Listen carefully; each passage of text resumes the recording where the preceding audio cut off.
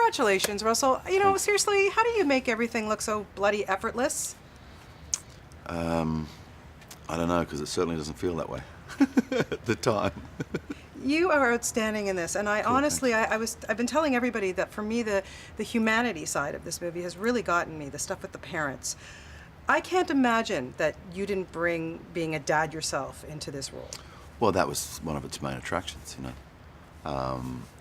When I first read the script, it was one of those things where that's how it was connecting me, you know, the question that Jor-El faces, the situation that he's in, you know. And you can take the political situation in Krypton and the civil war and the rescinding of the individual's right to choose and all of that sort of stuff. But really the biggest personal battle is that you have to take your naturally born infant son, send him away, you know. But if you don't do it, and if you don't do it in this moment, then he dies along with the entire history of your planet as it exists. So yeah, it was an interesting thing. There's a lot of metaphorical references in the script to where we are, you know, with our treatment of the environment, stuff like that. I found it quite a profound read, so I got involved. And I can't imagine that this didn't make you be the coolest dad on earth. I mean, seriously, Just your two recently boys. we did a screening in Sydney and my boys were there and I was like, yeah. It was like, finally, I've made a movie that they care about. And you're an action hero and a Lego piece. I'm a minifigure, brother. I'm a minifigure, man. Here it is. I'm a minifigure. They can collect their dad now. I mean, that's kind of crazy, but But it's my cool. minifigure, you can't even buy my minifigure, right?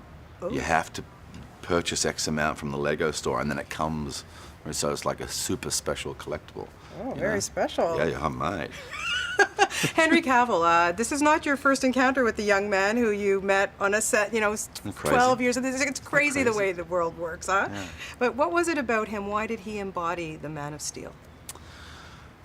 Should I tell people that story? Because you know it, but your viewers might not. Go I did a movie called Proof of Life. It was 2000. We were shooting at a school, a very fancy public school, or private school, but you know they call them public schools in England, north of London, called Stowe. And the scene that I was doing there, and the boy playing my son was a kid called Merlin Hanbury Tennyson. It was a rugby game, and I was there to tell my son that yet again I wouldn't be around for some event that was coming up in his life because I had work to do. So yet again I had to disappoint him. So in the course of shooting the scene, the boys are playing a rugby union match in front of us, and there was one particular kid on that field who was a dominant player. You know, he just he got his team moving really well, and so just because I'm a fan of that sport, a big fan of that sport, you know, I had my eye on him and I was watching him and I was pretty impressed with him, you know. And then when we'd finished shooting that scene, that kid, that dominant player, that took the moment when I was standing there by myself to come over and talk to me about acting. So we had this brief conversation, and then we got swamped by other kids looking for autographs and photos and what have you, but so he sort of took off. A couple of days later I was putting a package together for the young actor who'd played my son, and I thought, well, I'm going to do one for that other kid that talked to me as well, you know. And I sent him, you know, some rugby union jersey and some various things. And one of the things I sent him was a photograph from Gladiator. And I wrote on it, "Dear Henry, the journey of 1,000 miles begins with a single step." And such a beautiful karmic circle, cut to 12 years later in Naperville, Illinois. And I'm working out next to this kid every day, 2 or 3 times a day actually, because we do every day with multiple workouts. And you know, I'm watching him deal with the pressures of doing what he's doing very graciously, and I see the effort that he's putting in, and I'm quietly impressed with how he's getting about doing his business. And I had this thing in the back of my mind, do I know this guy from somewhere? And so I asked the trainer, a guy called Mark Twight. He's a very enigmatic character at the best of times. I asked him, do I know this guy, you know? And he said, mm-hmm. And that's all he said. Right, okay. So I asked my agent, how would I know this kid? And he said, oh, look, you know, he was maitre d' at this restaurant in Santa Monica. I've never been to that restaurant, you know.